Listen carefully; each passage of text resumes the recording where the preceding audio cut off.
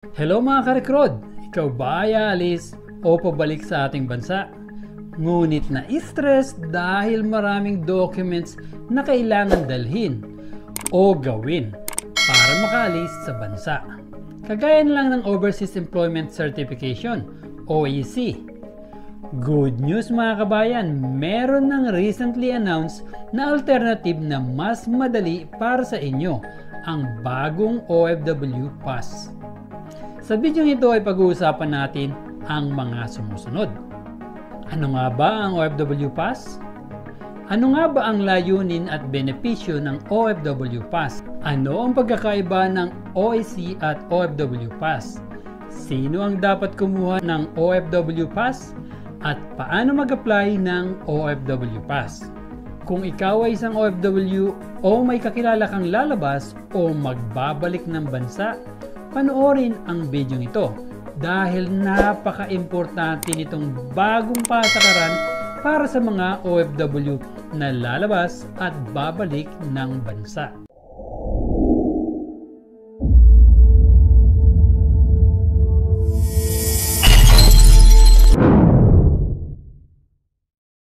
Effort na mapadali ang paglabas o pagpasok ng mga OFW sa bansa ay nagpautos sa ilalim ng pamumuno ni Pangulong Marcos na ma-improve at mapadali ang pag-process ng ilang dokumento kagaya ng OEC, kung saan kinakailangan mo pang maglinya sa POEA at mag-submit ng dokumento para makakuha ng OEC.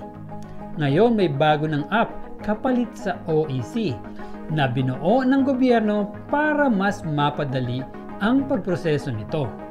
Tama ang narinig mo kabayan, papalitan na ang paper-based na OEC. Ito ay magiging digitized sa formang OFW Pass. Ang OEC naman ay valid na lamang hanggang sa katapusan ng August 2023 ngayong taon. Ang OFW Pass ay isang digital identity o nagsisilbing patunay bilang OFW at isa sa mga kinakailangang hakbang sa pagkuha ng exit clearance para sa mga OFW na may aktibong kontrata. Bakit nga ba ginawa ang OFW Pass?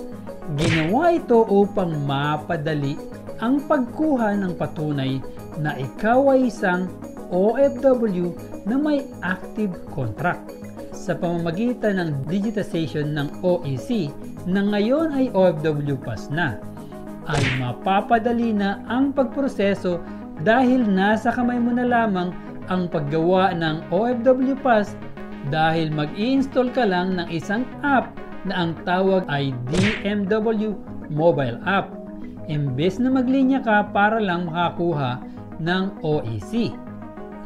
Ano nga ba ang pagkakaiba ng OEC at OFW Pass?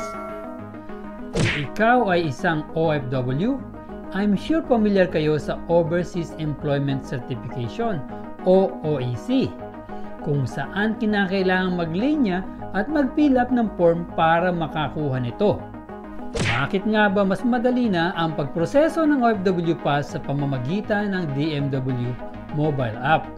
Ating i-breakdown sa accessibility, validity, cost at function. Accessibility: kapag ikaw ay isang OFW, tiyak alam mo ang OEC, kung saan kailangan mo maglinya at magpasa ng requirements sa tanggapan nila. Ngunit sa bagong proseso ay pwede mo siyang gawing online. Mag-install lang ng DMW Mobile App. Validity: ang paper-based na OEC ay valid lamang hanggang 60 days. Sa bagong OFW Pass ay base ito sa tagal ng iyong kontrata. Cost: magbabayad ka ng 100 pesos para sa pagproseso ng OEC. Sa DMW Mobile App, ito ay libre. Function: ang OEC ay patunay lamang na ikaw ay isang OFW. Sa OFW Pass ay pwede mo siyang makonect sa ibang app na nagawa ng gobyerno. Sino ba ang dapat kumuha ng OFW Pass? Bagong hired na OFW na magpo-process sa DMW at dumaan sa recruitment agencies. OFWs na dumaan sa direct hiring o sa government-to-government placement ay tutulungan ng IT teams ang mga nabanggit na agencies kung paano magproseso ng OFW Pass.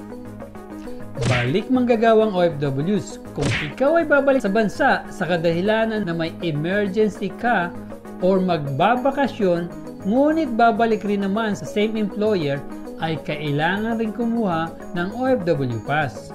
Nagpalit ng employer or kumpanya. Kung ikaw ay magpapalit ng employer or nag-transfer ka sa ibang kumpanya, ay kailangan mo rin kumuha ng OFW Pass. Ngunit ang kaibahan ngayon ay mas madali na dahil pwede na online. Ang pag-apply sa halip na ikaw ay pupunta pa mismo sa DMW offices. Paano ba mag-apply o magproseso sa bagong OFW Pass? Mag-install lamang po ng bagong DMW mobile app, mag-fill up at mag-submit ng requirements. Pagkatapos mong mag-submit ng requirements ay maghintay lamang ng verification.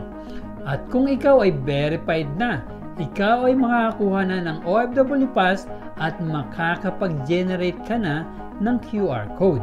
DMW mobile app ay nag-soft launch na sa mga bansang maraming OFWs, kagaya ng UAE, Saudi Arabia at Hong Kong. Ngunit ito ay hindi pa final dahil nag-update pa sila para mas lalong ma-improve ito. Asahan na ang DMW app ay magiging available sa katapusan ng June o first week ng July. Ayun lamang po mga ka-recruit. Sana ay naipaliwanag ko mabuti at mayroon kayong natutunan sa paggamit ng bagong OFW Pass na ipinapatupad ng gobyerno. Ito ay isang napaka-importanteng impormasyon para sa lahat ng mga OFWs. Kaya naman, ay pakishare lang po ang video ito sa inyong mga kakilalang OFWs na hindi pa nakakaalam. Tiyak na mas mapapadali ang pagproseso ng OEC dahil sa initiative ng gobyerno. Sa video ito ay pinag-usapan natin ang mga sumusunod. Ano nga ba ang OFW Pass?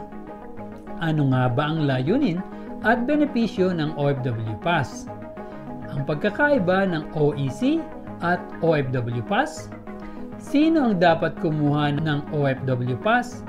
At paano mag-apply ng OFW Pass? Para sa kalaman ng lahat na ang Recruit PH ay may live stream every month na kung saan ay mag-i-enjoy na kayo at magkakaroon pa kayo ng chance na manalo ng 10,000 pesos. Meron itong early birds raffle, isang tanong isang sagot, raffle at bingo na kung saan ay may jackpot prize na 10,000 pesos. At para sa aming masugid na followers at subscribers ay meron ding top fan of the month bilang YouTube commenter, FB reactor at FB commenter. Halina at samahan niyo ako at siguradong mag-enjoy kayo sa mga bagong video at marami pang chance na manalo ng malaki pang premyo sa aming live stream.